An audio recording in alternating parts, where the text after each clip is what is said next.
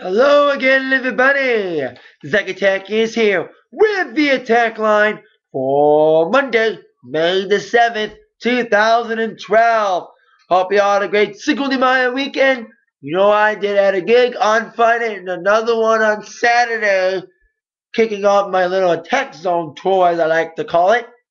First was a show at Selfridge Air Base, which is based in Mount Clemens, Michigan, right around that area. I DJ'd a Air Force retirement party for Gertrude the Clute. It was out at I think it was like Coolahan's or something, like some country club on the base. It was a cool little show. It was mostly laid back. They had a little dinner which they liked. My music playing during dinner, and got some people singing during dinner. I played some videos of Whitney Houston. That's been the emotional high point of my shows of late. Since our deaf, everyone's been watching the video and singing along to The Greatest Love of All. I've been doing that for like the last two shows. Well, three, counting Saturday's show, which I'll get to in a moment. But by the time we did the presentation, and by the time we were ready to do some dancing, they all left before 10. That wasn't the case on Saturday. On Cinco de Mayo, DJ Cinco de Mayo / surprise 16th birthday party at Huron Point Yacht Club, which was awesome. Man, they were amazing. Drunk yacht club people at its finest, man. They're having fun, a lot of fun that night, dancing their butts off, and I hope they do the same thing again this Saturday when I DJ another event for them. This time, they're Commodore's Ball. Let's kick these off with one of the saddest news that came out from the weekend. On Friday, Adam Yauch, aka MCA from the Beastie Boys, died at age 47. Of course, there's been a lot of tributes hailed to him all weekend. The Rock and Roll Hall of Fame ceremony held on Saturday. Thereafter, HBO made a mention of him at the end of the show, which of course included the Beastie Boys getting inducted into the Rock and Roll Hall of Fame. The saying cancer was a main cause. Of course, Adam had a polyp cancer. Founded him a couple years ago that prevented Beastie Boys from doing any more live shows and delayed the last album, what would be the last album, Hot Sauce Committee Part 2. A lot of people paid tribute, as I mentioned. The Red Hot Chili Peppers, who were inducted with the Beastie Boys, doing a show in New Jersey, they played So What You Want, and even played Fight for Your Right to Party. Speaking of that song, Coldplay even covered it doing their show at the Hollywood Bowl. And New York Mets even paid tribute to Adam Yauch and sold at Madison Square Garden.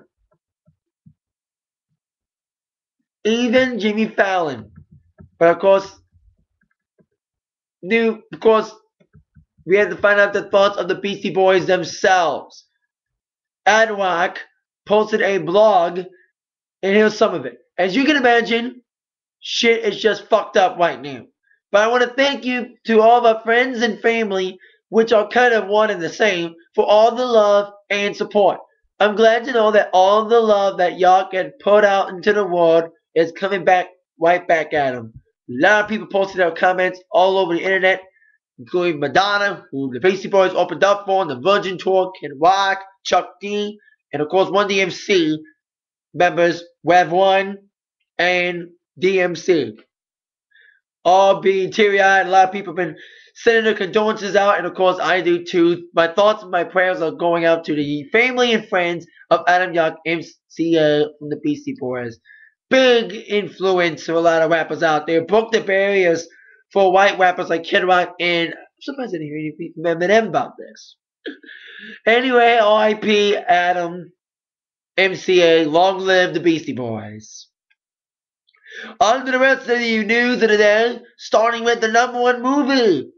Well, a couple weeks ago, The Hunger Games was very close to breaking the all-time weekend set by Harry Potter of 169 million. I think Hunger Games was very close in the 4th place position with 152 million. Well, the Avengers broke the record. $207 million made this weekend, making it the biggest opening weekend in the history of movies, officially beating Harry Potter. Like I mentioned, 169 was the record, and and Avengers did it. Broke the record. Congrats to Marvel. Big weekend for them. Big weekend. I want to see that movie too because I've seen Iron Man. So I knew it was going to do big. I knew the Avengers was going to do good, but I didn't expect it was going to not only break the record, but break it that big. 100 million now, 200 million. Wow, awesome. Congrats to them. Oh, yeah. All right. Other news, starting with Jake Owen. Kind of a wild and crazy weekend for him that had a happy ending. Over the weekend, Jake Owen got arrested in his hometown of Florida, apparently because of a misunderstanding, according to his publicist, and a statement by him. Apparently he was all fucked up and drunk up after a show. He was reportedly outside a Steak and Shake while wearing a mask where he was handcuffed by a police officer, but he was not arrested. I apologize. The IRC sheriff was doing their job. I love hometown. I had too much of a good time on Cinco de Mayo. It was a misunderstanding, but the weekend ended good for him. As he ended the weekend by getting married to his fiancée, Lacey Buckingham, early this morning in Vero Beach, Florida. Of course, he proposed to her doing a concert. They met doing a music video. He tweeted, "A best friend for life. I now have a wifey. My face hurts from smiling. What a wonderful way to start the rest of my life. And what a wonderful way in my mind to end an eventful weekend. Arrest, then wedding." Congrats to Jake Owen and his newly crowned wife, Lacey. Alright. Now on to some news, album release news concerning No Doubt. It had been 11 years since the release of the last studio album, Rock Steady. A lot's happened in 11 years. Baby's grand solo career and a 2010 reunion tour. Well, comeback tour with Paramore. And of course, we're hearing a lot about their new album. Over the weekend, we got news finally on the new album. No Doubt posted a video saying the album will be released on September 26th. No title, no single released yet. But we'll find out more about No Doubt's new album. I'm a big fan of theirs. And I like the last two albums. Return to Saturn, their return album after Tropic Kingdom, with Ex-Girlfriend, Simple Kind of Life. Rocksteady, I like that album too. With Hey Baby, and my favorite song from the album, Hella Good. Can't wait to hear some new No Doubt. Hopefully it's better than grand solo albums. No holla back in this one, ladies and gentlemen. Back to ska, not pop, Grin. Alright. On with TV news tonight. Dancing with the Stars. Kind of a weird weekend as Chelsea Hightower apparently got her identity stolen over the weekend. Her card was used up and so was her accounts on Facebook and Twitter being hacked. Hopefully she and her celebrity partner, Sean Fergan, can indeed focus on the dance at hand. Especially they're saying a double elimination tonight. It is a very special trio challenge. That all 6 couples chose one professional that's either been eliminated or participates in the dance troupe to perform with them in their Latin routine in an event known as the Trio Challenge.